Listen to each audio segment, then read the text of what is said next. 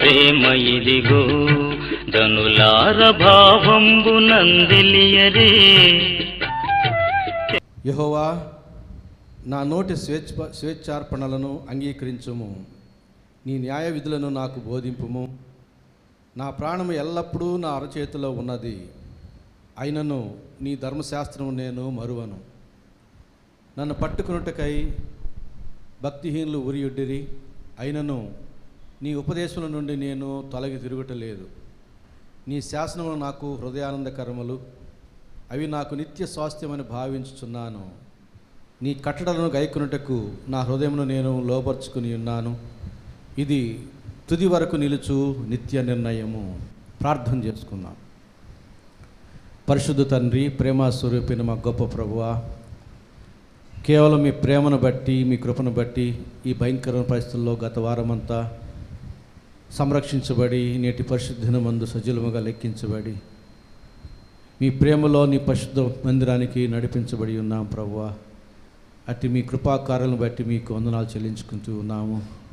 అయా, ఇంకను మీ దృష్టిలో ఎంతమంది రావాల్సి ఉన్నారో వారందరినీ కూడా జ్ఞాపకం చేసుకొని మార్గం సరళం చేయండి, ఆటంకాన్ని తొలగించండి. సమయానికి నీ మందిరాన్ని నడిపించమని ప్రార్థన చేస్తూ ఉన్నాం ప్రభువా. నీ మందిరములో మేమందరము ఎంత సమయం గడుపుతున్నామో అందుకు 1000 రెట్లు ఆశీర్వాదం ఇస్తానన్నారు. అటు రీతిగా మేమందరము మీ ఆశీర్వాదాలు పొందుకునేలాగున ఈ సమయంలో మమ్మల్ని నా తండ్రి మీకు మహిమకరముగా, మాకు మేలుకరముగా ఉండేలాగున ప్రతి విషయంలో కూడా మాకు సమయోచితమైన సహాయం అందించి మీరు మాత్రమే మహిమ, ఘనత, ప్రభావాలు పొందుకోమని యేసు నామమున వేడుకుంటున్నాము తండ్రి, ఆమేన్. ఈ ఆరాధన సమయంలో ఉత్తర ప్రతిభాగంగా కీర్తన గ్రంథంలో నుంచి దావీదు రాసిన 39వ కీర్తనను బాబు చేసిన గారు చదువుతారు. కీర్తన గ్రంథంలో నుంచి 39వ కీర్తన ఉత్తర ప్రతిభాగంగా చదువుకుందాం. ప్రియమైన సంగమా, ఈనాటి ఆరాధనలో ఉత్తర ప్రత్యుత్తర రీతిగా 39వ దావీదు కీర్తనను చదువుకుందాం. నా నాలుకతో పాపము చేయకుండానట్లు నా మార్గములను జాగ్రత్తగా చూచుకొందును. భక్తిహీనులు నా ఎదుటనున్నప్పుడు నా నోటికి చిక్కము ఉంచుకుందని అనుకుంటుని. నేను ఏమీయూ మాట్లాడక మౌనం అయితిని. క్షేమమును గూర్చి అయినను పలుకక నేను మౌనముగా నుంటిని. అయినను నా విచారం అధికమాయను. నా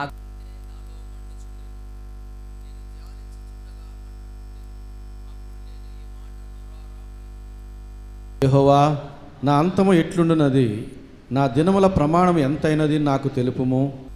నా ఆయువు ఎంత అల్పమైనదో నేను తెలుసుకుని కోరుచున్నాను. నా దినముల పరిమాణము నీవు బెత్తడంతగా చేసి ఉన్నావు. నీ సన్నిధిని నా ఆయుష్కాలము లేనట్టే ఉన్నది. ఎంత స్థిరుడైనను ప్రతివాడును కేవలము వట్టి ఊపిరి వలెనున్నాడు. మనుషులు వట్టి నీడ వంటి వారై తిరుగులాడుదురు. వారు తొందరపడట గాలికే కదా. వారు ధనము కూర్చుకుందురు గాని అది ఎవరికి చేజిక్కునో వారికి తెలియదు. ప్రభువా, నేను పెట్టుకుందును, నిన్నే నా అతిక్రమములన్నిటి నుండి నన్ను విడిపింపుము. నీచులకు నన్ను నిందాస్పదముగా చేయకము. దాన్ని చేసినది నీవే గనుక నోరు తెరవక నేను నీవు పంపిన తీగలు నా మీద నుండి తొలగింపుము. నీ చేతి దెబ్బ వలన నేను క్షీణించుచున్నాను. దోషములను బట్టి నీవు మనుషులను గద్దింపులతో శిక్షించినప్పుడు చిమ్మట కొట్టిన వస్త్రము వలె నీవు వారి అందము చెడగొట్టెదవు. నరులందరూ వట్టి ఊపిరి వంటి వారు. యెహోవా, నా ప్రార్థన ఆలకింపుము. నా మొరకు చెవియొగ్గుము. నా కన్నీళ్లు చూచి మౌనముగా నుండకము. నీ దృష్టికి నేను అతిథి వంటి వాడను. నా పితరులందరి వలె నేను పరవాసినై ఉన్నాను. నేను వెళ్ళిపోయి లేకపోక మునుపు నేను తెప్పరిల్లినట్లు నన్ను కోపముతో చూడకము. ప్రత్యేకమైన పాటలు విందాం. మొదటిగా వేళాంగని వచ్చి ఒక ప్రత్యేకమైన పాట పాడుతుంది. తర్వాత స్టాన్లీ, చివరిగా మరి చిన్నబాబు, మూర్తి వాళ్ళిద్దరు కలిసి చివరిగా ఒక పాట పాడిస్తారు. నీవు చేసిన ఉపకారమునకు నేనేమి చెల్లింతును?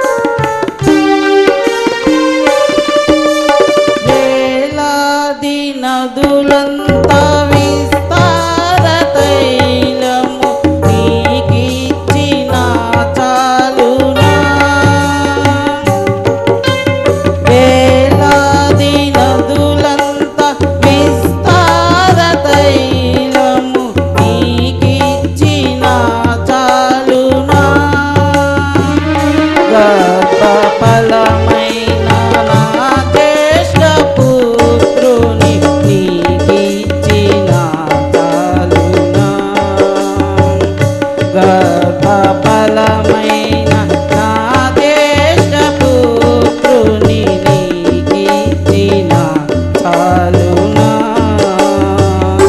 నీవు చేసిన ఉపకారములకు నేనేమి చెల్లింతును.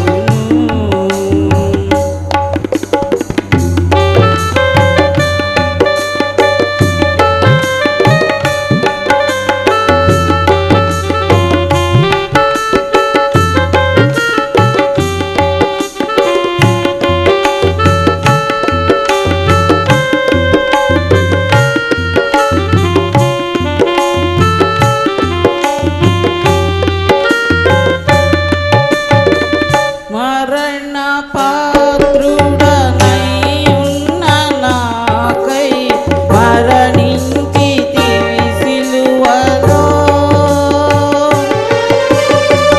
మరణ పాత్రుడనై ఉన్న నాకై మరణించితివి సిలువలో.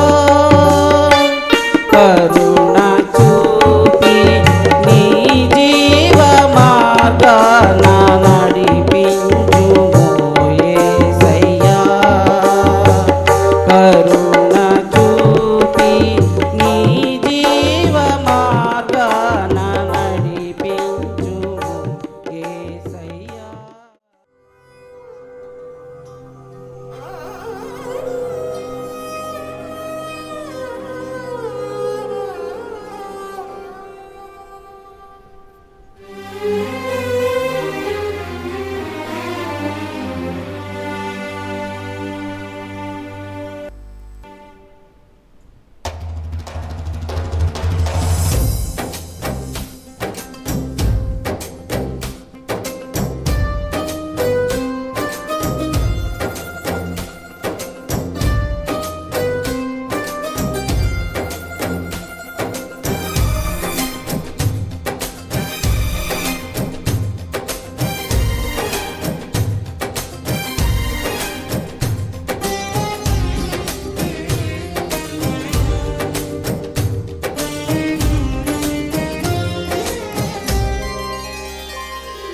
సుమధుర స్వరముల గానాలతో వేలాది దూతల గలములతో కొనియాడబడుచున్న నా యేసయ్యా, నీకే నా ఆరాధన. సుమధుర స్వరముల గానాలతో వేలాది దూతల గలములతో కొనియాడబడుచున్న నా యేసయ్యా, నీకే నా ఆరాధన. మహదానందమే నాలో పరవశమి నిన్ను స్తుతించిన ప్రతిక్షణం. మహదానందమే నాలో పరవశమి నిన్ను స్తుతించిన ప్రతిక్షణం. సుమధుర స్వరముల గానాలతో వేలాది దూతల గలములతో కొనియాడబడుచున్న నా యేసయ్యా, నీకే నా ఆరాధన.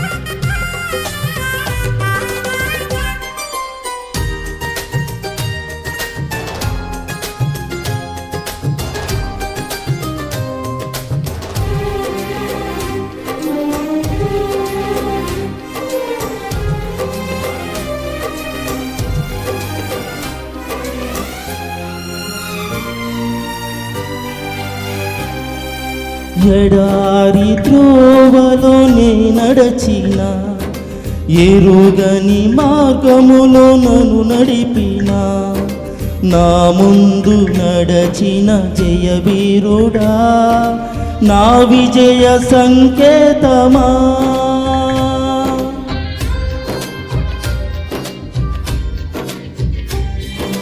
ఎడారి త్రోవలోనే నడచిన, ఎరుగని మార్గములో నన్ను నడిపిన, నా ముందు నడచిన జయవీరుడా, నా విజయ సంకేతమా. నీవే నీవే నా ఆనందము, నీవే నీవే నా ఆధారము, నీవే నీవే నా ఆనందము, నీవే నా ఆధారము. సుమధుర స్వరముల గానాలతో, వేలాది దూతల గలములతో కొనియాడబడుచున్న నా యేసయ్యా, నీకే నా ఆరాధన.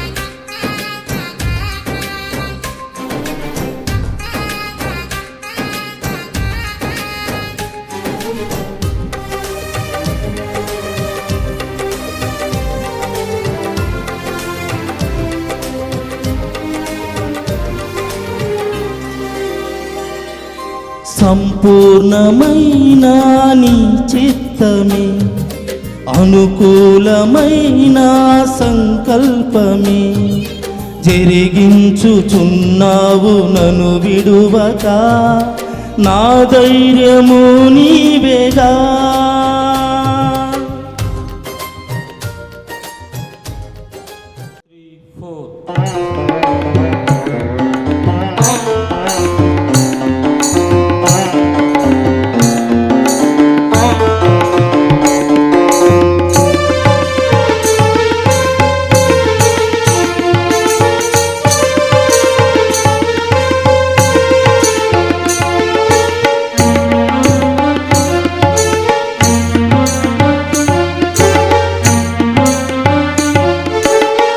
असतोमा सद्गमय, तमसोमा ज्योतिर्गमय, असतोमा सद्गमय, तमसोमा ज्योतिर्गमय, मृत्योर्मा अमृतंगमय, मृत्योर्मा अमृतंगमया, सदया प्रिय येसయ్యా, सदया प्रिय येसయ్యా.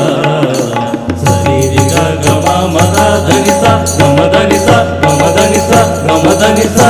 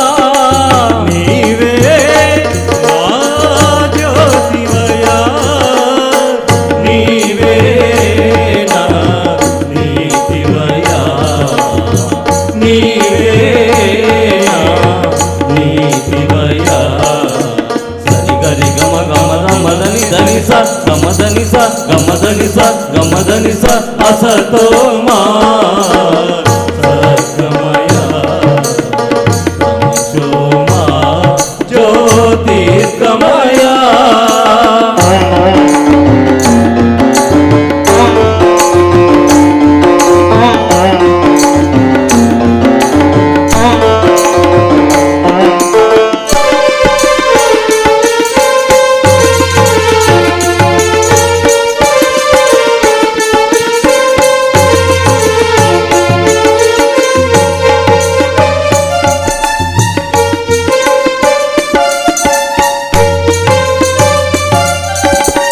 నీవే నా సత్యమయా నీవే నా జీవమయా నీవే నా సత్యమయా నీవే నా జీవమయా నీవే నా సర్వమయా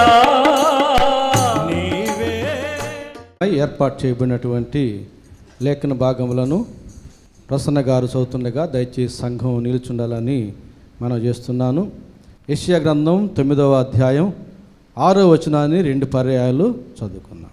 నేటి ధ్యాన నిమిత్తం ఏర్పాటు చేయబడిన వాక్య భాగము యెషయా గ్రంథము 9వ అధ్యాయము 6వ వచనము 2 సార్లు చదువు. ఏలయనగా మనకు శిశువు పుట్టెను, మనకు కుమారుడు అనుగ్రహింపబడెను, ఆయన భుజం మీద రాజ్యభారం ఉండును. ఆశ్చర్యకరుడు, ఆలోచనకర్త, బలవంతుడైన దేవుడు, నిత్యుడగు తండ్రి, సమాధానకర్తయగు అధిపతి అని అతనికి పేరు పెట్టబడిను. 2వ పర్యాయం. ఏలయనగా మనకు శిశువు పుట్టెను, మనకు కుమారుడు అనుగ్రహింపబడెను, ఆయన భుజం మీద రాజ్యభారం ఉండును. ఆశ్చర్యకరుడు, ఆలోచనకర్త, బలవంతుడైన దేవుడు, నిత్యుడగు తండ్రి, సమాధానకర్తయగు అధిపతి అని అతనికి పేరు పెట్టబడెను. ఈ వాక్య భాగం యందు దేవుడు దీవించునుగా. వాక్యమును యాకోబుకు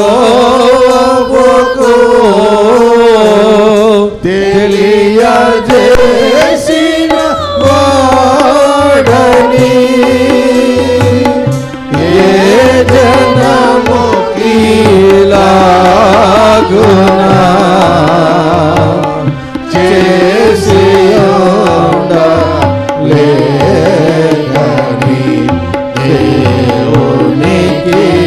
స్తోత్రము గానము చేయుటయే మంచిది మనమందర ఓ స్తుతి గానము చేయుటయే మంచిది. దయచేసి ప్రభునందు ప్రియులారా, మన ప్రభువైన యేసుక్రీస్తు నామములో మీకు అందరికీ స్వాగతం పలుకుతూ నేటి పరిశుద్ధ ఆదివారపు ఆరాధనకి మిమ్మను స్వాగతిస్తూ మీకు శుభములు తెలియజేస్తూ ఉన్నాను. నేడు మన ధ్యాన నిమిత్తం చదువుబడినటువంటి వాక్య భాగం యెషయా గ్రంథం 9వ అధ్యాయం 6వ వచనాన్ని 2 పర్యాయాలు చదువుగా మనం విని ఉంటున్నాం. ఈ వాక్య భాగంలో ఈ వచనం చాలా పెద్దది కనుక ఇందులో చాలా విషయాలు ఇమిడి ఉంటూ ఉన్నాయి. కాబట్టి ఇదే ఒక్క వచనాన్ని ఈ ఆదివారం రేపు ఆదివారం కూడా ధ్యానం చేయబోతున్నాం. అంటే ఈ ఒక్క వచనంలో 2 వర్తమానాలు ఉన్నాయి, వాటిని మనం ధ్యానం చేయబోతున్నాం.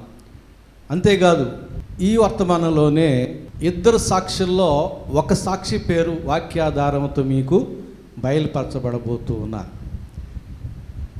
కాబట్టి జాగ్రత్తగా ఆలకించాలని ప్రభు ప్రేమలో మీకు మనం చేస్తున్నాను. చదువుబడిన వాక్య భాగాన్ని అనుసరించి మనం ధ్యానం చేయబోయే అంశం ఏమిటంటే క్రీస్తు ఎలా ఆశ్చర్యకరుడు అనే విషయాన్ని మనం ధ్యానం చేయబోతున్నాం. యేసుక్రీస్తు ఆశ్చర్యకరుడు అని మనకందరికీ తెలుసు, సందేహం ఏమీ లేదు. ఆశ్చర్యకరుడు అని పాటలు పాడతాం, మాట్లాడతాం, ప్రార్థనలో వెళ్ళివేస్తాం, మనకు సంపూర్ణ అంగీకారమే. కానీ ఎలా ఆశ్చర్యకరుడు అనే విషయాన్ని మనం కొంచెం వివరంగా అర్థం చేసుకోవాలి. కాబట్టి ఆరంభం నుంచి ఆఖరి వరకు మీరు జాగ్రత్తగా ఆలకిస్తే మంచి విషయాలు. మనం ఏదో ప్రతి సంవత్సరం మనం టూకీగా ఆ వచనాన్ని చదివి కొంచెం వివరించుకుని వెళ్ళిపోతూ ఉంటాం, కానీ కొంచెం 2 వారాలు వర్తమానంగా దీన్ని మనం ధ్యానం చేయబోతున్నాం కనుక ఎక్కువ విషయాలు వస్తాయి. జాగ్రత్తగా గమనించాలని మనం చేస్తున్నాను. యెషయా భక్తుడు ఆయన ఒక ప్రవక్త అని మనకు తెలుసు. 9వ అధ్యాయం 6వ వచనంలో మొదటి మాట చెబుతున్నాడు, ఏలయనగా మనకు శిశువు పుట్టెను, మనకు శిశువు పుట్టెను. యేసు ప్రభు పుట్టక మునుపు ఇంచుమించు 700 సంవత్సరాల ముందు ఈ మాట చెప్పాడు. అప్పటికి యేసు ప్రభు పుట్టలే. ఈ వచనం యేసు ప్రభువుని గురించి చెప్పేటటువంటి వచనం. శిశువు అన్న, కుమారుడు అన్న, అనేకమైన పేర్లు చెప్పాడు. అవన్నీ కూడా యేసు ప్రభువుకి సంబంధించినటువంటి పేర్లే. యేసు ప్రభువు పుట్టడానికి 700 సంవత్సరాల మునిపే, అంటే 650-700 సంవత్సరాల మధ్య కాలంలో యాక్యురేట్గా చెప్పాలంటే, అన్ని సంవత్సరాలకు ముందే ఈ ప్రవక్త ఏమంటున్నాడంటే శిశువు మనకు పుట్టెను అన్నాడు. ప్రవక్తల భాష కొన్ని సందర్భాల్లో ఇలాగే ఉంటుంది. ఎందుకంటే జరగబోయే సంగతులను వారు దర్శన రూపంలో చూస్తారు. ఆ విషయాల్లో ఉన్న ఆనందాన్ని, ఆశ్చర్యాన్ని వారు అనుభవిస్తారు. అది వారికి వర్తమానంగా ఉంటుంది, మనకైతే భవిష్యత్తుగా ఉంటుంది. మన భవిష్యత్తు ప్రవక్తలకి వర్తమానంగా ఉంటుంది. ఆయన పుట్టినప్పుడు సంతోషించేటటువంటి విషయం పుట్టకముందే వారు దర్శనం చూచి ఆనందిస్తారు. కనుక మనకు భవిష్యత్తు వారికి వర్తమానం కాబట్టి ఇది ప్రవక్తల భాష అంటారు. కొన్ని సందర్భాల్లో వారు అట్లా చెబుతారు కనుక అది ప్రవక్తల భాష. తెలుగు బైబిల్లోనే రకరకాల లాంగ్వేజ్లు ఉన్నాయి. Contextual language, cultural language, prophetical language, ఇట్లా ఉన్నాయని చెప్పాను. ఇది వరకు జ్ఞాపకం చేసుకోండి. అందులో ఇది ప్రాఫిటికల్ లాంగ్వేజ్, ప్రవక్తల భాష. కాబట్టి పుట్టక మునిపే పుట్టెను అన్నాడు. అలాగే ప్రకటన గ్రంథం చూడండి 7వ అధ్యాయం 13-14 వచనాల్లో కొంతమందిని చూపించి పరలోకంలో ఉన్నటువంటి కొంతమంది ఈ ప్రకటన గ్రంథకర్త యోహాన్ని చూపించి వీళ్ళు ఎవరు అని అడిగితే, పెద్దల్లో ఒకడు తెల్లని వస్త్రం ధరించుకుని ఉన్న వీరు ఎవరు, ఎక్కడి నుండి వచ్చిరని నన్ను అడిగాను. అందుకు నేను, అయ్యా నీకే తెలియను అనగా అతడు ఈలాగు నాతో చెప్పాను, వీరు మహాశ్రమల నుండి వచ్చిన వారు, గొర్రెపిల్ల రక్తములో తమ వస్త్రములను ఉదుకుని వాటిని తెలుపు చేసుకుని. ఎవరు వీళ్ళు? మహాశ్రమల కాలంలో క్రీస్తు రక్తంలో కడుగుబడిన పరిశుద్ధులు. మహాశ్రమల కాలం ఇంకా రాలే. మీరు ప్రకటన గ్రంథం 8-9 అధ్యాయాలు 16 అధ్యాయాలు కానీ చదివితే ఆ మొదటి శ్రమ, 2వ శ్రమ, 3వ శ్రమలు కనబడతాయి. 5వ బోరలో మొదటి శ్రమ, 6వ బోర 2వ శ్రమ, 7వ బోర 3వ శ్రమ. ఆ 3 శ్రమలు మహాశ్రమల కాలం. దానికి ముందున్నవన్నీ వేదన కాలం. మొదటి 4 బోరాలు వేదన సంబంధించినటువంటి, 5, 6, 7 బోరలు శ్రమలు, మహాశ్రమలకు సంబంధించినటువంటివి. అది బోరల విభజన, బైబిల్ గ్రంథ విభజన లాగా బోరల విభజన. సరే, కాబట్టి మహాశ్రమలు ఇంకా రాలేదు. ఇది 2000 సంవత్సరాల క్రితమే ఈ ప్రకటన గ్రంథకర్త పరలోకంలో వారిని చూశాడు. వీళ్ళు ఎవరయ్యా అంటే నాకు పరిచయం లేదయ్యా, వాళ్ళు భూలోకంలో జన్మించిన చరిత్రకారులైనా, ప్రవక్తలైనా, భక్తులైనా నాకు కొంచెం జ్ఞాపకం ఉంటుంది. కాదే అంటే వాళ్ళు జన్మించని వారు, జన్మించబోయేవాడు. ఎప్పుడు 5వ బోర, 6వ బోర, 7వ బోర కాలంలో జన్మించబోయే భక్తులు వారు. జన్మించి జీవించబోయే భక్తుల్ని 2000 సంవత్సరాల క్రితమే యోహాను, ప్రకటన గ్రంథకర్త అయినట్టు యోహాను చూచి ఎవరు వాళ్ళు అంటే దూత చెబుతున్నాడు, మహాశ్రమల కాలంలో మీరు ఈ లోకంలో పుట్టి పరిశుద్ధులుగా జీవించి వాళ్ళు పరలోకం చేరేటటువంటి వారు అని చూపించడం జరిగింది. అలాగే యెషయాకి కూడా ఇంచుమించు 700 సంవత్సరాల తర్వాత పుట్టబోయి యేసు ప్రభువుని చూపించాడు, పరవశించాడు ప్రవక్త అయిన యెషయా. ఆ ఆనందంలో అంటున్నాడు, మనకు శిశువు పుట్టెను. ఆ ఒక్క పదంలో ఎన్ని సత్యాలు ఉన్నాయో చూడండి. ఇంకా మనం సాగదీస్తే ఏమన్నాడు అక్కడ, ఏలనగా మనకు శిశువు పుట్టెను. ఎవరు చెప్పాలి ఈ మాట? భార్య భర్తలు చెబితే మనకు శిశువు పుట్టిందని సమంజసంగా ఉంటుంది. అంతే కదండి. స్త్రీ పురుషులకి ఒక బిడ్డ జన్మించినప్పుడు స్త్రీ కానీ పురుషులు కానీ మనకు శిశువు పుట్టాను, మన కుమారుడు పుట్టాను, మన కుమార్తె పుట్టినంటే సమంజసంగా ఉంటుంది. క్రీస్తు పుట్టక మునుపు 650-700 సంవత్సరాల క్రితం ప్రవక్త మనల్ని కలుపుకొని చెబుతున్నాడు, మనకు శిశువు పుట్టాను. క్రైస్తవులు అన్ని కోట్ల మంది ఉన్నారు, వాళ్ళందరినీ కలుపుకొని చెబుతున్నాడు. రక్షించబడిన వారు ఎంతమంది ఉన్నారు, వాళ్ళందరినీ కలుపుకొని మనకు శిశువు పుట్టాను. ప్రత్యేకమైన పదమే కాదు. అలాగ పుట్టినవాడు ఎవరైనా ఉన్నారా? కొన్ని కోట్ల మంది కొరకు. అందుకే మనం గత 3 వారాల క్రితం చదివాం, మోషే మీ కొరకు మీ సహోదరుల్లో నా వంటి ప్రవక్త. దేవుడు కూడా చెప్పాడు, మీ సహోదరుల్లో మీ కొరకు నీ వంటి ప్రవక్త అన్నాడు.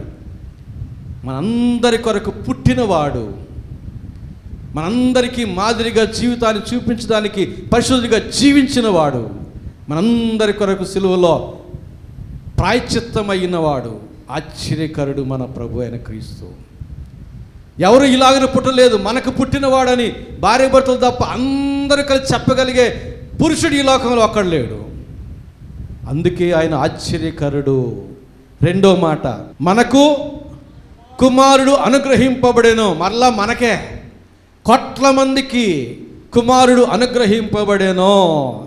ఎంత చక్కని మాట అండి. బిడ్డలు లేరు అని అనుకోవద్దు ఎవరు కూడా. మీకున్నాడు. ఎవరు? కుమారుడు ఉన్నాడు. ఆశ్చర్యకరుడైన కుమారుడు ఉన్నాడు మీకు.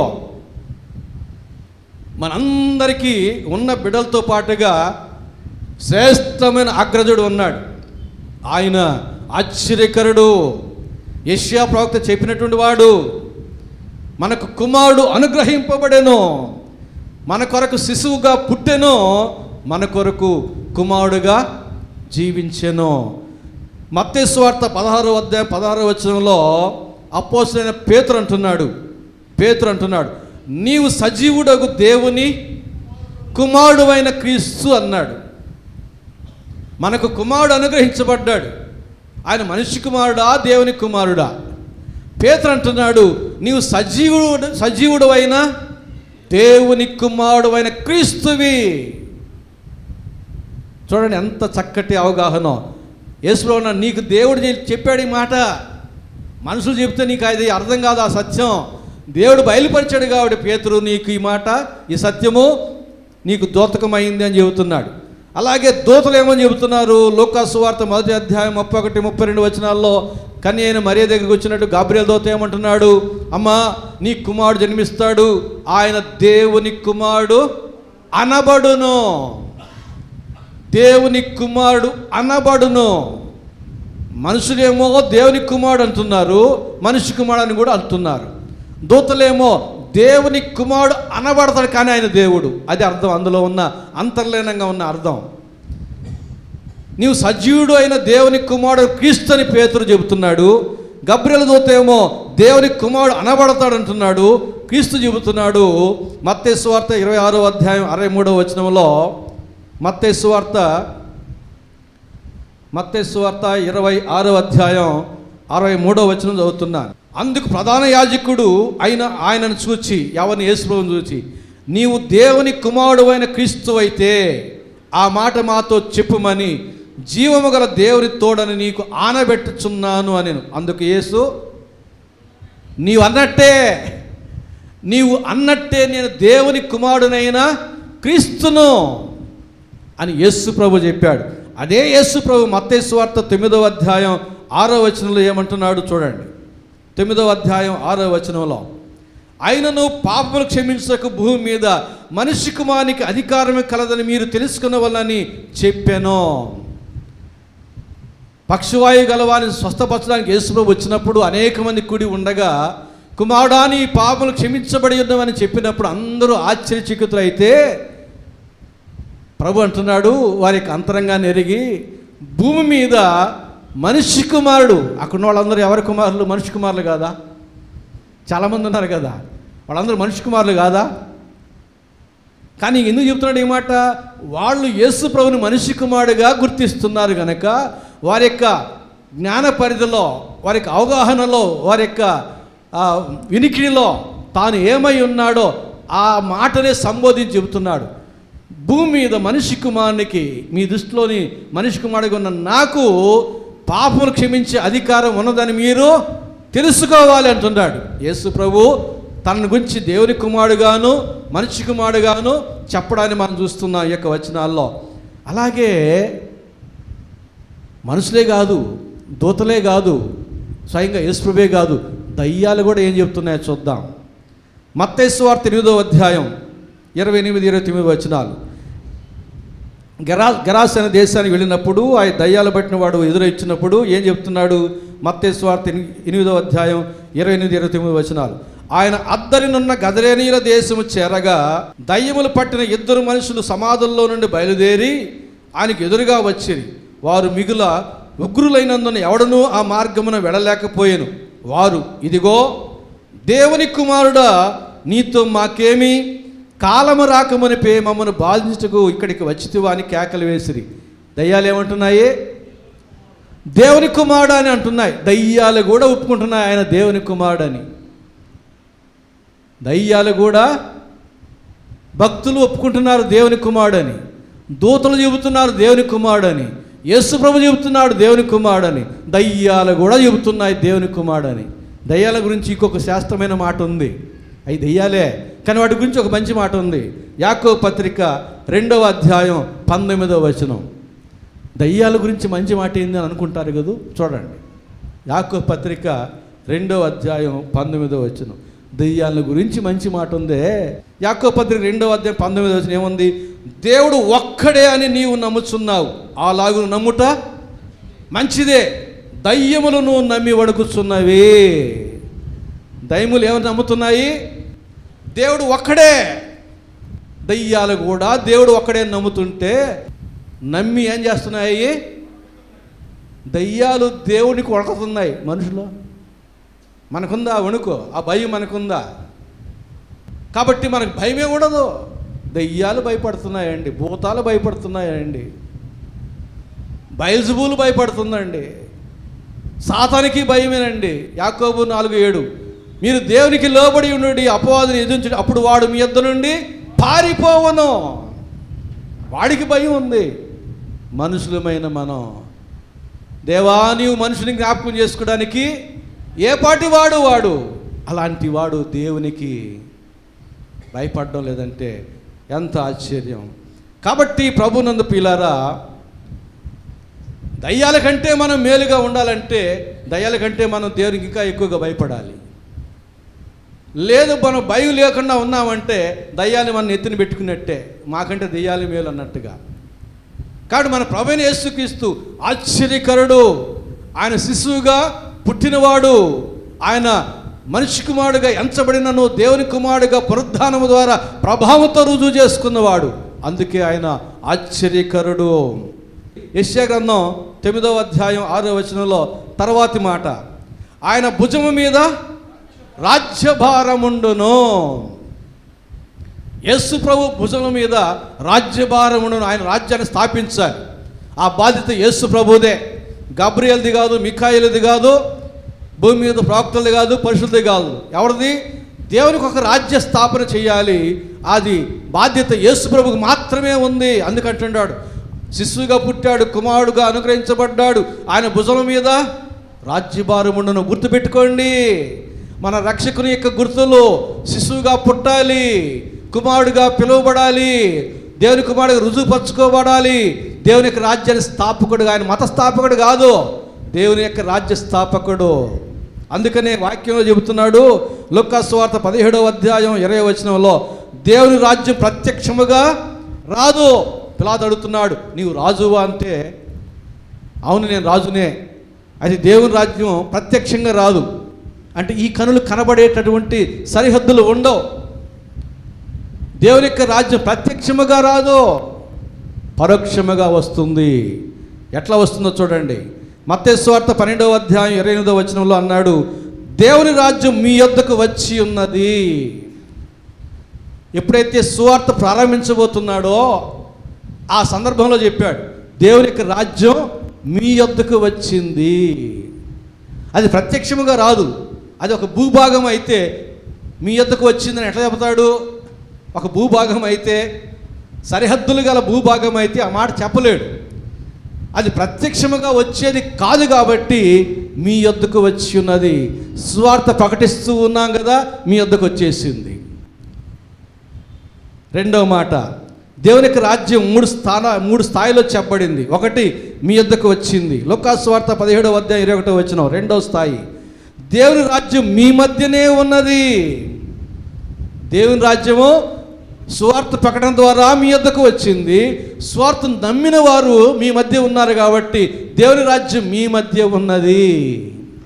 అంటే దేవుని యొక్క పరిపాలన మీ మధ్య ఉన్న వారి మీద ఉంది కనుక దేవుని రాజ్యం మీ మధ్యన ఉన్నది. ఇది రెండవ స్థాయి. మీ యొద్దకు వచ్చింది సువార్త ప్రకటన ద్వారా. నమ్మిన వారు మీ మధ్య ఉన్నారు కాబట్టి వారి మీద దేవుని యొక్క పరిపాలన ఉంది. వారు దేవునికి లోబడేవారు కనుక దేవునికి రాజ్యం మీ మధ్యన ఉన్నది. మూడవ స్థాయి చూడండి, మార్కు సువార్త 9వ అధ్యాయం 1వ వచనం. ఇక్కడ నిలిచి ఉన్న వారిలో కొందరు దేవుని రాజ్యం బలముతో వచ్చుడు చూచు వరకు మరణము రుచి చూడరని నిశ్చయముగా మీతో చెబుతున్నాను. ఇక్కడ నిలిచి ఉన్న వారిలో కొందరు దేవునికి రాజ్యము బలముతో వచ్చుట, ఇది మూడవ స్థాయి. మీ యొద్దకు వచ్చింది మొదటి స్థాయి. మీ మధ్యనే ఉన్నది దేవుని రాజ్యం రెండవ స్థాయి. బలముతో వస్తుంది మూడవ స్థాయి. 1000 ఏండ్ల పరిపాలన గురించి, నూతన భూమి నూతన ఆకాశం గురించి, ఈ 3 స్థాయిల్లో దేవుని యొక్క రాజ్యాన్ని గురించి చెప్పాడు. కాబట్టి అది ప్రత్యక్షముగా రాదు. కాబట్టి ప్రభునందు ప్రియులారా, ఇక్కడ మార్కు సువార్త 9వ అధ్యాయం 1వ వచనంలో చెప్పినట్లుగా ఇక్కడ నిలిచి ఉన్న వారిలో, అక్కడ నిలిచి ఉన్నవారు ఎవరెవరు? మార్కు సువార్త చూడండి, మార్కు సువార్త 9వ అధ్యాయం పైన 8వ అధ్యాయం 34వ వచనంలో, అంతటా ఆయన తన శిష్యులను జనసమూహమును తన యొద్దకు పిలిచి ఈ మాటలను చెబుతున్నాడు. ఎవరెవరిని? శిష్యులను జనసమూహమును తన యొద్దకు పిలిచి ఈ మాట చెబుతున్నాడు. ఏం చెప్తున్నాడు ఇక్కడ? 9వ అధ్యాయం 1వ వచనంలో, ఇక్కడ నిలిచి ఉన్నవారు అంటే ఎవరెవరు? అపోస్తలులు లేక శిష్యులు, జనసమూహం. ఇక్కడ నిలిచి ఉన్న మీలో ఎంతమంది అంట? కొందరు. ఎప్పటి వరకు అంట? దేవుని రాజ్యం బలముతో వచ్చే వరకు మరణము రుచి చూడరని మీతో నిశ్చయముగా చెప్పుచున్నాను. ఇప్పుడు ఒకరి పేరు చెప్తాను, మీరు జాగ్రత్తగా ఆలకించండి. ఆయనే 2 సాక్షుల్లో ఒక సాక్షి. నా గ్రంథ పరిశీలనలో భాగంగా ఇప్పుడు 2 సాక్షుల్లో ఒక సాక్షిని మీకు వాక్యాధారంతో మీకు తేల్చి చెబుతున్నా. ఇంతవరకు మీరు ఏ పుస్తకాలు చూచి ఉండరు, ఏ టీవీలో కానీ రేడియోలో వర్తమానాలు విని ఉండరు. ఒకవేళ విని ఉంటే 3 పేర్లు విని ఉంటారు. మోషే, హనోకు, ఏలియాల పేర్లే. ఆ 3 పేర్లు కాకుండా మరొక పేరు చెప్తాను నేను ఇప్పుడు. ఆ 3 కాదు, రాబోయే 2 సాక్షుల్లో ఆ 3 లేరు. వాక్యాధారంతో చెబుతాను. ఇప్పుడు ఒక పేరు చెబుతాను, మీరు జ్ఞాపకం చేసుకునండి. ఇక్కడ నిలిచి ఉన్న వారిలో దేవుని రాజ్యం బలముతో వచ్చు వరకు మీలో కొందరు మరణము రుచి చూడరు అన్నారు. ఆ కొందరు సంగతి పక్కన పెట్టండి, అందులో ఒక్కరి సంగతి నేను మీ ముందుకు తీసుకొస్తాను. యోహాను సువార్త 21వ అధ్యాయం 20వ వచనం నుంచి 23వ వచనం వరకు ఉన్న వాక్య భాగం. ఆ పై భాగంలో పునరుద్ధానుడైన యేసు ప్రభు పేతురు ఎట్లా చచ్చిపోతాడో చెప్పాడు. వెనకాల యోహాను వింటా వస్తున్నాడు. పేతురు ఇటు చూశాడు వెనక్కి. యోహాను విన్నాడు. పేతురు మరణం గురించి యేసు ప్రభు చెప్పింది యోహాను కూడా విన్నాడని. అప్పుడు యేసు ప్రభుతో ఏమంటాడంటే 20వ వచనంలో, పేతురు వెనుకకు తిరిగి యేసు ప్రేమించిన వాడును భోజన పంక్తిని ఆయన రొమ్మున ఆనుకొని, ప్రభువా నిన్ను అప్పగించువాడెవడని అడిగిన వాడును ఆయన శిష్యుడు. ఎవరైనా? యోహాను. ఈ యోహాను స్వార్త, యోహాను పత్రికలు, ప్రకటన గ్రంథం రాసినటువంటి శిష్యుడైన యోహాను. ఆ యోహాను తమ వెంట వచ్చుట చూచెను. పేతురు యేసు ప్రభు మాట్లాడుకుంటూ నడుస్తూ వస్తూ ఉంటే వెనకాల యోహాను వస్తున్నాడు. ఆ సందర్భంలో యేసు ప్రభు పేతురు ఎట్లా మరణిస్తాడో చెప్పాడు. అప్పుడు అది అయిన తర్వాత పేతురు వెనక్కి చూస్తే శిష్యుడు వింటా ఉన్నాడు, వస్తూ ఉన్నాడు. చూచి అప్పుడు పేతురు ఏమంటున్నాడంటే 21వ వచనంలో, అతని చూచి, ప్రభువా ఇతని సంగతి ఏమగునని యేసుని అడిగాను. నా మరణం ఏంటో చెప్పావు, మరి ఈయన సంగతి ఏంది అని అడిగాడు. అడిగితే యేసు ప్రభు ఏం చెప్పాడు ఆయన గురించి? 22వ వచనం, యేసు, నేను వచ్చు వరకు అతను ఉండుట నాకు ఇష్టం అయితే అది నీకేమి, నీవు నన్ను వెంబడించమని అనేను. కాబట్టి ఆ శిష్యుడు చావడని మాట సహోదరుల్లో ప్రచురమాయను. అయితే చావడని యేసు అతనితో చెప్పలేదు, కానీ నేను వచ్చు వరకు అతడు ఉంటే నాకు ఇష్టమైతే అది నీకేమని చెప్పాను. అక్కడేం చెప్పాడు? నిలిచి ఉన్న మీలో కొందరు దేవుని రాజ్యం బలముతో వచ్చేంత వరకు మరణము రుచి చూడరు అన్నాడు. ఇక్కడ యోహాను సువార్తలో ఏమన్నాడు? యోహాను నేను మరలా వచ్చేంత వరకు అతడు మరణించడం చెప్పాడు. ఆ కొందరిలో ఇప్పుడు యోహాను ఒకడని తేలిపోయిందా? మీకు ఇంకా సందేహం అయితే కొన్ని విషయాలు జ్ఞాపకం చేస్తాను. రండి, ప్రకటన గ్రంథానికి రండి. ఆ ఇద్దరు సాక్షుల్లో ఒకడు యోహాను. ఈ యోహానే యోహాను సువార్త రాసిన ఆయనే, యోహాను పత్రికలు రాసిన ఆయనే, ప్రకటన గ్రంథం రాసిన ఆయనే అనే దానికి మీకు రుజువు. ప్రకటన గ్రంథం 10వ అధ్యాయం 8వ వచనం నుంచి 11వ వచనం వరకు ఉన్న వాక్య భాగం. అంతటా పరలోకం నుండి నేను వినిన స్వరము మరలా నాతో మాట్లాడుచు. ఎవరు చెప్తున్నారు ఈ మాట? ప్రకటన గ్రంథం రాసిన యోహాను చెబుతున్నాడు. నీవు వెళ్ళి సముద్రం మీదను భూమి మీదను నిలిచి ఉన్న ఆ దూత చేతిలో విప్పబడి ఉన్న ఆ చిన్న పుస్తకము తీసుకుని చెప్పుట వింటిని. ఒక సముద్రం మీద భూమి మీద నిలిచి ఉన్న ఒక దూత నిలబడి ఉండగా, ఆయన చేతిలో పుస్తకం ఉండగా, పరలోకం నుంచి ఒక స్వరం యోహాను చెప్పడం జరిగింది, నీ వెళ్ళి ఆ పుస్తకం తీసుకోమని. నేను ఆ దూత యుద్ధకు వెళ్ళి ఆ చిన్న పుస్తకం నాకు ఇమ్మని అడుగగా, ఆయన దాన్ని తీసుకుని తినివేయము, అది నీ కడుపుకు చేదగును, కానీ నీ నోటికి తేనె వలె మధురముగా ఉండునని నాతో చెప్పాను. దూత దగ్గరికి వెళ్ళి అడిగాడు, అయ్యా పుస్తకం నాకు ఇమ్మని అడిగితే ఏం చెప్పాడు? తీసుకుని ఏం చేయమన్నాడు? తినాలి, పుస్తకాలు తినాలి. పుస్తకాలు తినాలండి. పుస్తకాలు తినకుండా ఉంటే కుదరదు. మనం తింటాం, పుస్తకాలు తినం, పేజీలు తింటాం. అందరు కాదులే, 10th క్లాస్ పరీక్ష వచ్చింది, బాగా చదువుకోవాలా, ఒక పేజీ చింపుకొని భద్రంగా పెట్టుకొని పోతాం. ఆ ప్రశ్న వచ్చింది, ఆ పేజీ తీసాం, రాస్తా ఉన్నాం, స్క్వాడ్ అన్నారు. కొంతమంది ఏం చేస్తారు, నోట్లో పెట్టుకుని బాగా నవ్వులు తినేస్తారు. పుస్తకం తినమంటే పేజీలు తింటారు. తింటే ఏమవుతుంది? అది కాదు ఇక్కడ ఏమంటున్నాడంటే యోహాన్ని, నీవు తీసుకును దాన్ని తినివేయము, అది నీ నోటికి తేనె వలె మధురముగా ఉంటుంది, కడుపుకి చేదవుతుంది. అది ఎందుకో కూడా చెబుతాను. 10వ వచనం. అంతటా నేను ఆ చిన్న పుస్తకమును దూత చేతిలోని తీసుకుని దానిని తినివేసి అది నా నోటికి తేనె వలె మధురముగా ఉండెను, కానీ నేను దాన్ని తినివేసిన తర్వాత నా కడుపుకు చేదాయను. తర్వాత అసలు విషయం ఇది, 11వ వచనం. అప్పుడు వారు నీవు ప్రజలను గూర్చియు జనమును గూర్చియు ఆయా భాషలు మాట్లాడు వారిని గూర్చియు అనేక మంది రాజును గూర్చియు మరలా ప్రవచింపనగత్యమని నాతో చెప్పిరి. మరలా అనే పదాన్ని అండర్లైన్ చేసుకోండి. మరలా నీవు బ్రతికినంతకాలం, నువ్వు ఉన్నంతకాలం, దేవుడికి అనుమతించిన కాలం చెప్పావు, పుస్తకాలు రాసావు, పత్రికలు రాసావు, ప్రకటన గ్రంథం రాసావు, నీవు మరలా చెప్పాలి. మార్క్స్ వార్తలు, మత్తయి వార్తలు ఏమన్నాడు? ఇక్కడ నిలిచి ఉన్న కొందరు దేవుని రాజ్యం బలంతో వచ్చేంత వరకు మరణం చూడరని చెప్పాడు. యోహాను సువార్తలు ఏం చెప్పాడు? యోహాను నేను వచ్చేంత వరకు మరణించడు అన్నాడు. ప్రకటన గ్రంథం 10వ అధ్యాయం ఏం చెప్పాడు? నీవు మరలా ప్రవచించాలి అన్నాడు. రాబోయే ఇద్దరు సాక్షుల్లో అతను ఒకడు. ఎందుకంటే ఈ యోహాను భక్తుడు, ప్రకటన గ్రంథం మీరు 4వ అధ్యాయం 5వ అధ్యాయం చూస్తే, తండ్రి కుడి చేతిలో ఒక పుస్తకం ఉంది, దాన్ని ఇప్పడానికి యోగుడైన వాడు ఎవడో లేడని దూతలు చెబితే ఏడుస్తూ ఉన్నాడు. నువ్వు ఎడవద్దయ్యా, యేసుప్రభు అందుకు అధికారం, యోగ్యుడై ఉన్నాడు అంటే, అప్పుడు యేసుప్రభు వెళ్ళి ఆ పుస్తకం తీశాడు. తీసుకున్నప్పుడు నేను చూస్తూ ఉన్నాడు ఆ పుస్తకాన్ని గురించి. పుస్తకం ఎవడు తీసుకోవడం యోగ్యుడు అంటే ఏడ్చాడు.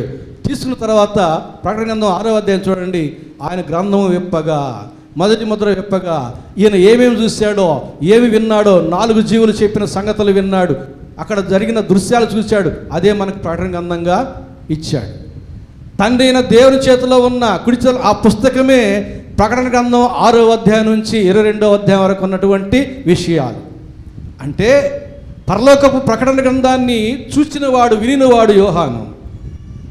కనుక అతడు తిన్నాడు, తేనె వలె మధురముగా ఉంది, కడుపుకు చేదాయను. ఆ చేదు ఎప్పుడు పోతుందో తెలుసా? అవి మరలా ప్రవచించినప్పుడు. అప్పటి వరకు అది చేదుగానే ఉంటుంది. ఆ చేదు పోగొట్టుకోవడానికి ఇతడు ఆసక్తి కలిగి ఉంటాడు. దేవుడు అనుమతించిన సమయంలో అది ఖచ్చితంగా మరలా ప్రవచిస్తాడు. రాజుల గురించి, ప్రజల గురించి అతను మరలా ప్రవచించాలి. అప్పుడు దాకా యేసు వచ్చేదాకా అతను మరణించడు, ఈ లోపల అతను మరలా ప్రవచించాలి. ఇద్దరు సాక్షుల్లో ఒకడుగా 3.5 సంవత్సరాల కాలం అతను ప్రవచించాలి. నిర్ధారణ అయిందా? ఇన్ని వచనాలు మీకు వాక్యాధారంలో చూపించాను. ప్రకటన గ్రంథం 5వ అధ్యాయం మొదటి 4 వచనాలు, ప్రకటన గ్రంథం 6వ అధ్యాయం మొదటి వచనం. ఇన్ని వచనాల ఆధారంగా రాబోయే ఇద్దరు సాక్షుల్లో ఇంకా మీరు కానీ చూస్తే సమయం లేదు. ప్రకటన గ్రంథం 11వ అధ్యాయం చూడండి, కొన్ని వచనాలు చదివి నేను మీకు చెప్తాను. ఆ 3వ వచనం చదువుతున్నాను. నేను నా ఇద్దరు సాక్షులను అధికారం ఇచ్చేదను, వారు గోనె పట్టు ధరించుకుని 1260 దినములు ప్రవచింతురు. జూయిష్ క్యాలెండర్ ప్రకారంగా చెప్పిన దినాలు ఇవి. వీరు భూలోకమునకు ప్రభు అయిన వాని ఎదుట నిలుచున్న 2 ఒలీవ చెట్లను దీపస్తంభములనై ఉన్నారు. జకర్యా గ్రంథంలో కనబడుతుంది 2 ఒలీవ చెట్లు దీపస్తంభాలు. అక్కడ ఇద్దరు ఎవరు, వీళ్ళిద్దరు ఎవరు అంటే అక్కడ చెప్పబడుతుంది. జకర్యా గ్రంథం చదవండి. ఈ 2 దీపస్తంభాలు 2 ఒలీవ చెట్లు ఎవరంటే ఇద్దరు సాక్షుల గురించి చెప్పాడు అక్కడ. ఒలీవ చెట్లు దేనికి గుర్తు అంటే న్యాయాధిపతుల గ్రంథం 9వ అధ్యాయం 9వ వచనం ప్రకారంగా దేవుణ్ణి మనుషుల్ని సంతోషపెట్టే తైలం ఇచ్చేదానికి. 108వ కీర్తనలో భక్తుల యొక్క పిల్లలు ఒలీవ చెట్ల వల్లే ఉంటారన్నాడు. నీ భోజనం బల చుట్టూ నీ పిల్లలు ఒలీవ మొక్కలు వల్లే ఉందిరన్నాడు. యెరూషలేముకి వెళ్ళిన వాళ్ళు చూస్తే జక్కయ్య ఎక్కిన ఆ యొక్క మేడి చెట్టు ఇప్పటికీ ఉంది. 2000 సంవత్సరాలు అయిపోయింది, ఇప్పటికీ ఉంది. దాని చుట్టూ ఫెన్సింగ్ వేసి చూపిస్తారు. అంటే ఒలీవ చెట్టు దీర్ఘాయుష్కి గుర్తు. కొన్ని వేల సంవత్సరాలు జీవించేటటువంటి చెట్టు అది.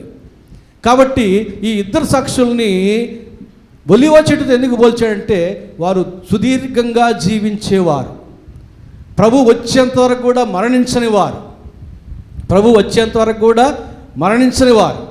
అలాంటి వారిలో యోహాను ఒక్కడని మత్తయి సువార్తలో, యోహాను సువార్తలో, ప్రకటన గ్రంథం 4వ అధ్యాయం 5వ అధ్యాయం 10వ అధ్యాయం 11వ వచనంలో మీకు వాక్యాలు చూపించాను. మోషే అని, హనోకు అని, ఏలియా అని. ఏలియా వస్తాడన్నారు, వచ్చేసాడు. మలకి గ్రంథంలో వస్తాడన్నాడు, లోకాసువార్తలో వచ్చేసాడు. రాబో ఏలియా ఇతడే మీకు అంగీకరించే మనసు ఉంటే అని బాప్తిస్మ యోహాను గురించి చెప్పాడు యేసు ప్రభు. వచ్చేసాడు. ఇంకా ఏంది? ఇంకా ఏలియా కొరకు మీరు చూస్తున్నారంటే యేసు ప్రభు కోసం కూడా మీరు చూస్తున్నారని అర్థం.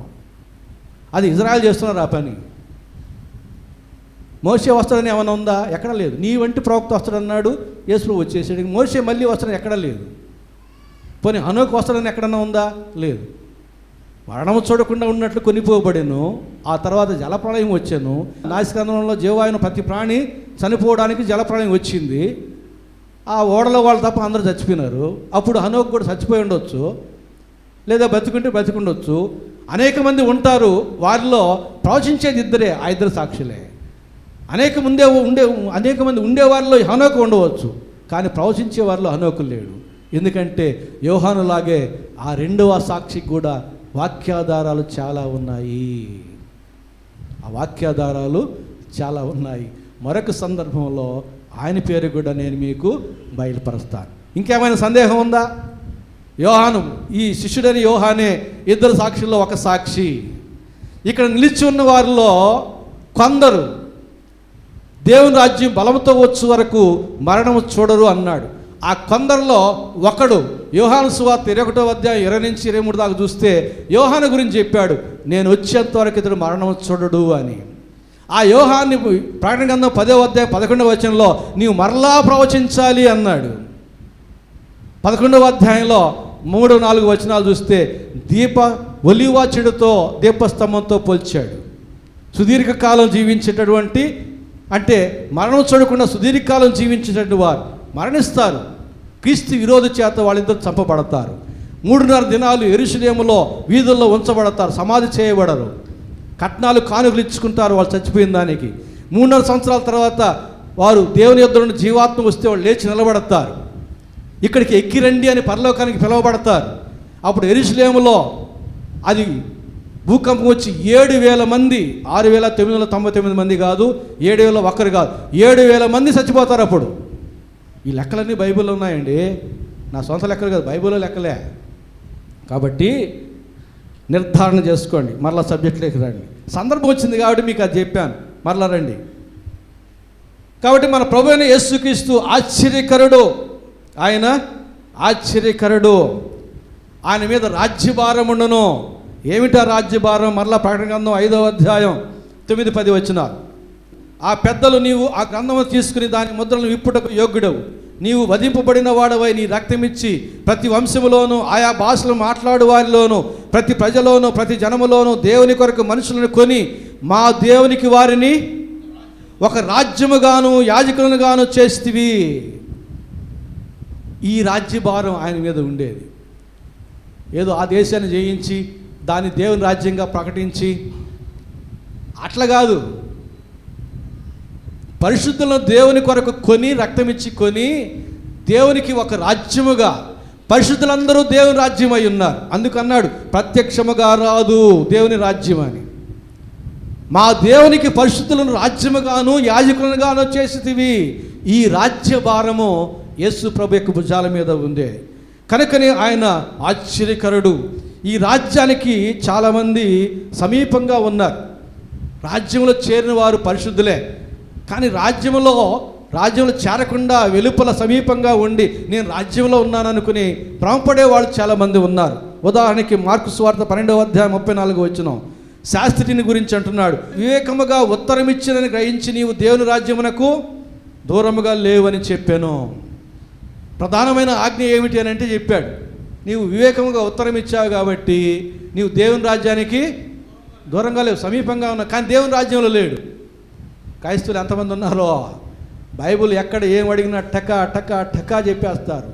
దేవుని రాజ్యంలో ఉన్నారో సమీపంగా ఉన్నారు. సమీపంగా ఉంటే ఏం లాభం?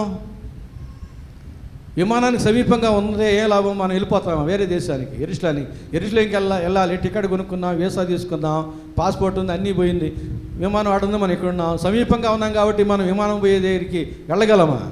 పోలేం. విమానంలోకి వస్తే విమానం పోయే ప్రదేశానికి వెళ్ళగలం. బోన్ ఉంది, అడవిలో ఉన్నాం, సింహం తరుముకుంటా వస్తూ ఉంది, మనం బోన్కి సమీపంగా వస్తానే సింహం వదిలేసి వెళ్ళిపోతుందా?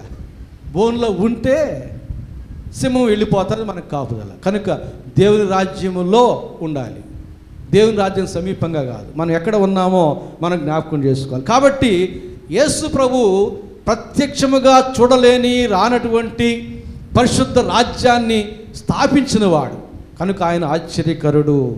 మరొక మాట ఏమిటి, అది ఒకటి చెప్పి మనం ముగించుకుందాం.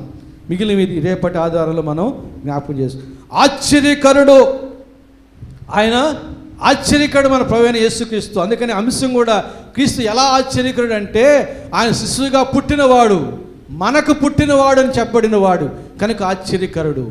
ఆయన మనకు కుమారుడుగా అనుగ్రహించబడిన వాడని కొన్ని కోట్ల మందిని కలుపుకొని చెప్పబడినట్టు మాట అది కనుక ఆయన ఆశ్చర్యకరుడు. అలాగే ప్రత్యక్షముగా చూడలేని రానటువంటి పరిశుద్ధ రాజ్యాన్ని స్థాపించడానికి వచ్చినవాడు కనుక ఆయన ఆశ్చర్యకరుడు. ఇంకా ఆయన ఎలా ఆశ్చర్యుడు అంటే మత్తయి సువార్త 7వ అధ్యాయం 28వ వచనం, జన సమూహములు ఆయన బోధకు ఆశ్చర్యపడిరి కనుక ఆయన అలా ఆశ్చర్యకరుడు. యేసు ప్రభు చేసిన బోధలు అధికారము కలిగినవిగా ఉంటూ ఉన్నాయి. అంతకుముందు యాజకులు పరిశీలన చేసినట్టుగా లేవు, ఒక ప్రత్యేకమైన శైలిలో ఉంటూ ఉన్నాయి కనుక అందరూ ఆశ్చర్యపడ్డారు. ఏమిటి ఈయన నిర్మోహమాటంగా, నిర్భయంగా, నిక్కచ్చితంగా, సూటిగా బోధకులు అనేక మంది వేరు విషయాలు చెప్పిన వారు ఉన్నా కూడా ఈయన నిర్భయంగా చెబుతున్నాడే అంటే అప్పుడు ఆ బోధకు ఆశ్చర్యపడ్డారు. అంతేకాదు మత్తయి సువార్త 15వ అధ్యాయం 31వ వచనంలో కొన్ని స్వస్థతలు చేస్తే ఆయన చేసే స్వస్థతలకి ఆశ్చర్యపడ్డారు. ఎందుకని? మనుషులు చేసే కార్యాలు కాదు అవి. అందుకని యేసు అంటాడు, నా క్రియలు నన్ను గురించి సాక్ష్యమిస్తున్నాయి. ఏమని? ఈయన మనిషి కాదు, ఈయన దేవుడు. ఎందుకంటే ఆయన చేసిన కార్యాలు ఏవి కూడా మనిషి చేయలేడు. ముట్టుకుంటే, ఏ మనిషి అయినా ముట్టుకుంటే కుష్ఠరోగం పోద్దా? రాకపోతే చాలు. ఏ మనిషి అయినా పుట్టుకుంటే జబ్బు పోతుందా? జబ్బులు రాకపోతే చాలు. కానీ యేసు ప్రభు పట్టుకుంటే జబ్బులన్నీ పోయినాయి, దెయ్యాలన్నీ వెళ్ళిపోయినాయి. ఆ కార్యాలు ఏం చెప్తున్నాయి? ఆయన మనిషి కాదు, ఎందుకంటే ఏ మనిషి చేయలేడు. ఆయన దేవుడు, ఆశ్చర్యకరుడు. ఆయన బోధలు ఆశ్చర్యకరము, ఆయన కార్యాలు ఆశ్చర్యకరము. ప్రకృతిని శాసించిన వాడు. తుఫాన్ ఆపేస్తే శిష్యులకు ఈయనకి గాలియు సముద్రం లోబడుతున్న ఈయన ఎలాంటి వాడో అని ఆశ్చర్యపడ్డారు. ప్రకృతి ధర్మాన్ని నియమించినవాడు, నిర్మించినవాడు, సృష్టించినవాడు యేసు ప్రభు గనక ఆయన మాటకు లోబడుతూ ఉండగా అది ఏ మనిషి కూడా చెప్పగలండి? పిడుగులు పడతాయని చెప్తాను, పడినాయా? మనుషులు చెప్పినట్టుగా ఏమి వర్షం వస్తుందంటే రాదు, తుఫాను వస్తుందంటే రాదు, రాదంటే వస్తుంది, ఇది పరిస్థితి. కానీ దేవుడు ఆగు అనగానే తుఫాను, గాలి, సముద్రము అణిగిపోయింది. ఆశ్చర్యపడిరి. ఆ మనుషులు ఆశ్చర్యపడి ఈయన ఎట్టివాడో, ఈయనకు గాలియు సముద్రమును లోబడుచున్నవని చెప్పుకొనిరి. కాబట్టి అలాగున మన ప్రభువైన యేసుక్రీస్తు ఆశ్చర్యకరుడు. ప్రభునందు ప్రియులారా, మన దేవుడు సామాన్యమైన వాడు కాదు, ఆశ్చర్యకరుడు.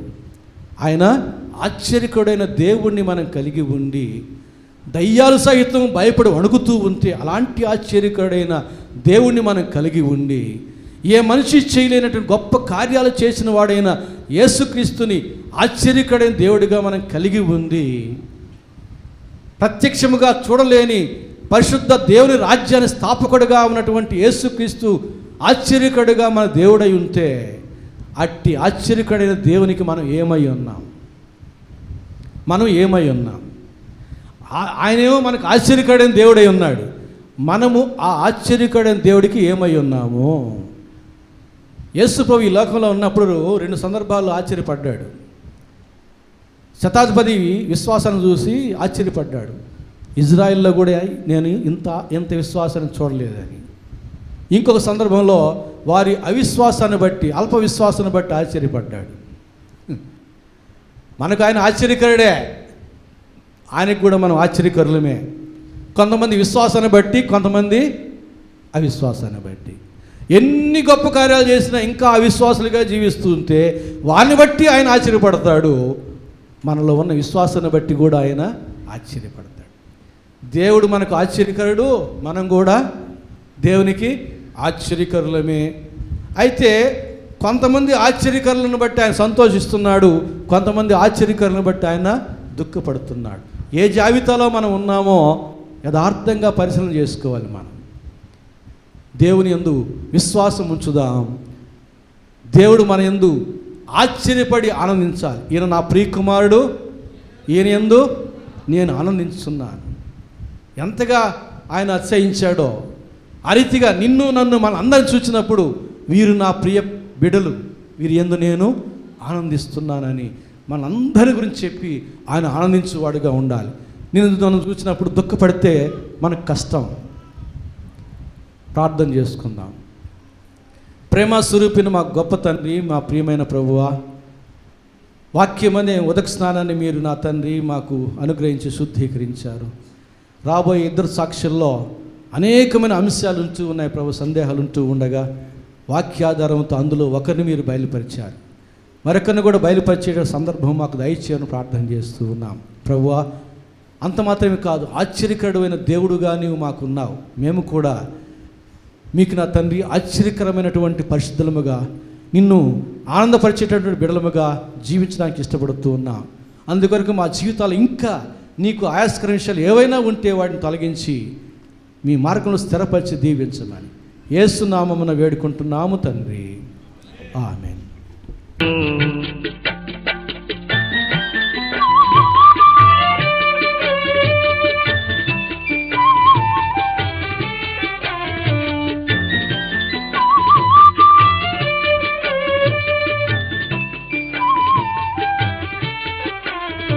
సర్వలోకము మనలను తన వాక్య సత్య